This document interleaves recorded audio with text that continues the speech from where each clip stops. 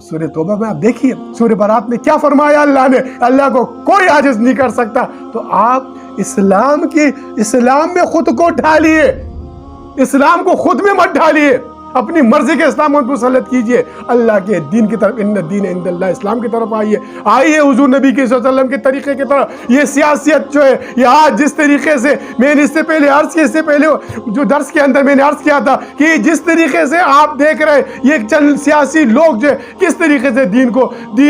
دین کا لبادہ اوڑھ کر، میں نے اس سے پہلے عرض کیا سیالکوٹ کے اندر ایک چرچ ہے،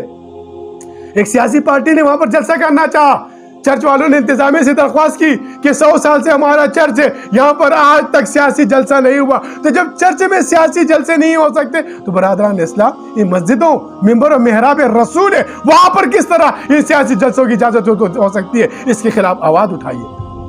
اس کے خلاف آواز اٹھانا ہم ہماری ذمہ داری ہے، امت مسلمہ کی ذمہ داری ہے۔ یاد رکھیے تقدس اگر پامال کریں گے آپ ممبر و محراب کا، تو رب کی طرف سے جو آنے والا، میں نے اس سے پہلے عرض کیا اعمال مان نادر کنی، تو پھر یاد رکھیے اللہ کا قہر جب آتا ہے تو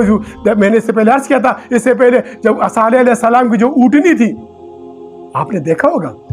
اہل علم اہل قلم، آپ نے پڑھا ہوگا، آپ نے کتابوں میں اس کو پڑھا ہوگا، صالح علیہ السلام کو اونٹنی کو تکلیف دینے والے صرف 4 لوگ تھے،